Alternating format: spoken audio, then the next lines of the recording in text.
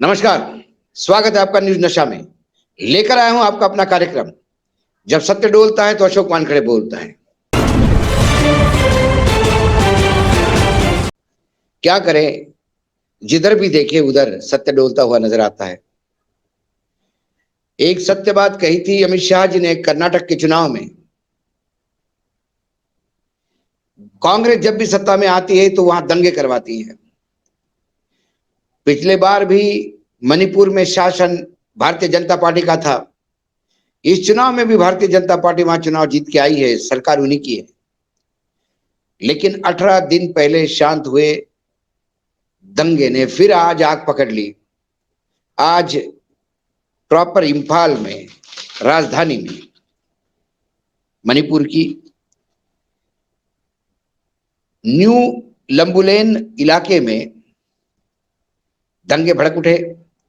Market में दो समुदाय, मैतेई और कुकी, जगह को लेकर झगड़े हो गए और बात यहां तक फैल गई कि जो करीब करीब 1500 घर खाली पड़े हुए थे, जो लोग घर छोड़ के चले गए, कैंप में रह रहे, उन खाली घरों को आग लगा दी गई। जान का तो नुकसान नहीं हुआ, सेना तुरंत पहुंच गई। सेना, क्योंकि सेना के हवाले ही था। अब इंटरनेट 26 तारीख तक, मई तक वहां बैन है। मामला सर्वोच्च न्यायालय में भी है। सरकार, केंद्र सरकार, राज्य सरकार दोनों विफल है दंगों को कंट्रोल करने में। दंगे दंगे होते हैं। दंगे को प्रशासनिक रूप से कंट्रोल किया जा सकता है। इसमें एक पार्टी या दूसरी पार्टी दंगे करवाती है जरूरी नहीं। लेकिन संयोग है कि मैतेई समुदाय जो है वो हिंदू धार्जिन है, यानी अपने आप को हिंदू मानता है। और कुकी जो आदिवासी है वो, और नागा, वो ईसाई ज्यादा पाए जाते हैं उनमें। सरकार किसकी भी हो, जब दंगे होते हैं तो उसके कई कारण होते हैं। इसलिए किसी राजनीतिक दल को दंगे के लिए, मुझे नहीं लगता कि जिम्मेदार होना चाहिए, लेकिन कुछ राजनीतिक दलों को दंगे से फायदा होता है तो वो फायदा करवाते हैं। लेकिन कई बार जो तलवार है दुधारी होती है, खुद को भी काटती है। तो ये जो कर्नाटक में उन्होंने सत्य बोला था वो यहाँ डोला। लेकिन आज हम फिर कर्नाटक की ही बात करते हैं। हम कांग्रेस की बात करेंगे। आज कांग्रेस पार्टी ने वहां पर जोरों शोरों से विधानसभा में गंगा जल, गोमूत्र और होम हवन करके विधानसभा को पवित्र किया। साथ में हनुमान चालीसा का पाठ किया। मुझे तो समझ ही नहीं आ रहा था कि ये भारतीय जनता पार्टी की सरकार है या कांग्रेस की सरकार है। वहां के एक मंत्री, जो वर्तमान में मंत्री है, उन्होंने शपथ भी ईश्वर के नाम के लेने के बजाय आंबेडकर, बुद्ध और तमाम लोगों के नाम से शपथ ली। हो सकता है आस्था अपनी अपनी जगह पे है, मैं उसे गलत नहीं मानता। लेकिन अपने आप को धर्म से ऊपर उठने वाली कांग्रेस पार्टी, धर्मनिरपेक्ष कांग्रेस पार्टी भी गोमूत्र, गंगा जल और हवन का सहारा लेती है। और वो भी हनुमान चालीसा का सहारा लेता है। तो कर्नाटक की जनता संभ्रम में है कि वाकई पार्टी कांग्रेसी जीती है या बीजेपी सत्ता में वापस आई है। लक्षण वही दिखते हैं। लेकिन मैं आगे की बात करता हूं। जब कर्नाटक के कुछ विधायकों से, उत्साहित विधायकों से मेरी बात हुई तो उन्होंने कहा कि ये इन्होंने भ्रष्टाचार से इतना प्रदूषित कर दिया था, इतना दूषित कर दिया था विधानसभा भवन, कि वो भ्रष्टाचार रूपी दूषित प्रदूषित विधानसभा भवन को शुद्ध करने के लिए हमने गोमूत्र और गंगा जल और होम हवन और हनुमान चालीसा का सहारा लिया। ठीक है, ये भी आस्था है आपकी, मेरी भी हनुमान जी में आस्था है, मैं भी उसको बुरा नहीं मानता। लेकिन विधानसभा ये हनुमान चालीसा का पठन की जगह नहीं।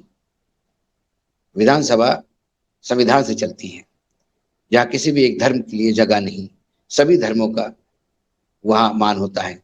तो फिर आपने किसी मुस्लिम या बुद्ध धर्म के लोगों का भी वहां कुछ आयोजन होता तो समझ में आता।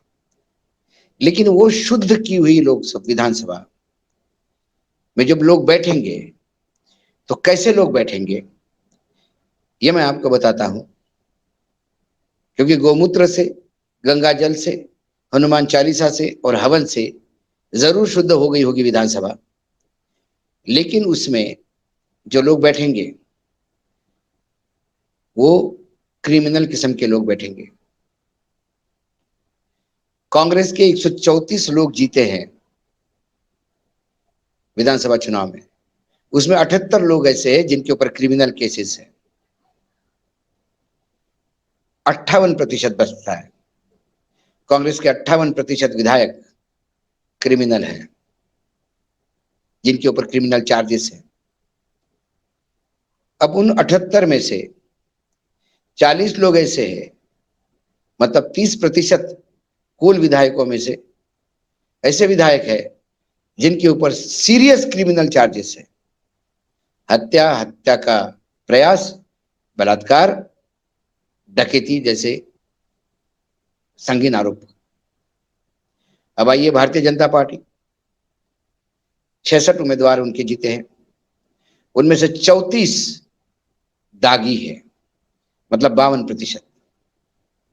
रिकॉर्ड स्ट्राइक रेट कांग्रेस की इतना ही है, करीब करीब। अब उस 34 में से 7 यानी कुल विधायकों में से 37% सीरियस क्राइम चार्जेस वाले हैं। जेडीएस के 19 है, 19 में 9 क्रिमिनल चार्जेस वाले विधायक हैं, जो 47% बैठता है।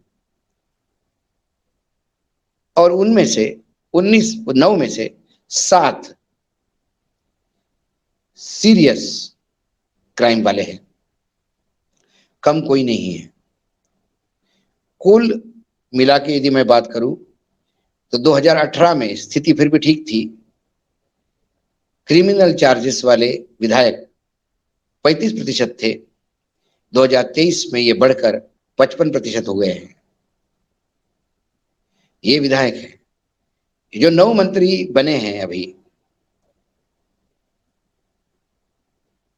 मतलब जितने मंत्री बने हैं उनमें से 9 पे क्रिमिनल चार्जेस है। सबसे ज्यादा charges deputy chief minister DK Srinivas पे है, 19 केसेस है।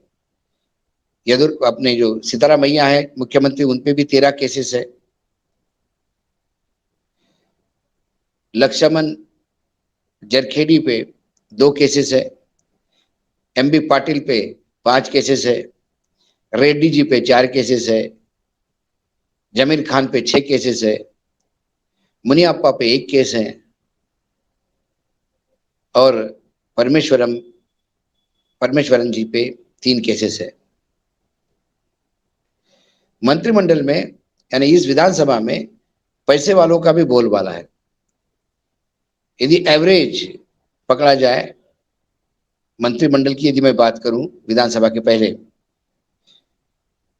तो डिप्टी चीफ मिनिस्टर जो है डीके, इनकी वैल्यू 1413.80 करोड़ है। सबसे कम पैसे वाले इसमें प्रियंक खरगे है, जो 16.85 करोड़ है। मंत्रिमंडल के यदि एवरेज निकालो तो हर मंत्री 229.27 करोड़ का है एवरेज में। यदि मैं एवरेज निकालूं कांग्रेस के सारे विधायकों का, तो 67 करोड़ 13 लाख के एवरेज इनकी वर्थ है। मतलब एक करोड़पतियों का सदन है, और करोड़ वैसे ही नहीं कमाए जाते, आपको ये बताने की जरूरत नहीं है। तो जो शुद्ध किया हुआ विधानसभा है, उसमें जो लोग बैठेंगे उसमें से 55% पे क्रिमिनल केसेस है। उनमें से करीब करीब 30% ऐसे होंगे जिन पे सीरियस क्राइम केसेस है।